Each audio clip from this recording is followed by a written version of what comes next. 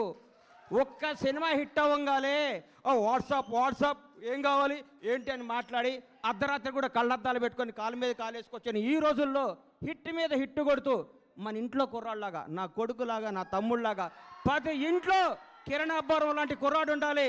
Without background, without front round, ఏ round లేకుండా ఇండస్ట్రీని రౌండ్ వేయడానికి వచ్చిన కిరణ్ అబ్బవరాన్ని మనస్ఫూర్తిగా ఆశీర్వదిస్తున్నాను, ఆనందిస్తున్నాను. ఒకసారి రా తమ్ముడు, సార్ రా.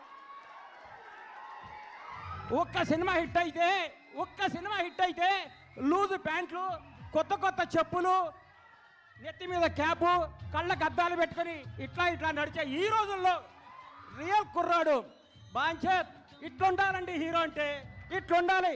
నిన్ను చూస్తుంటే చిరంజీవి గారు గుర్తొస్తున్నారు నాకు. చిరంజీవి గారు స్టార్టింగ్ రోజుల్లో గుర్తొస్తున్నాడు.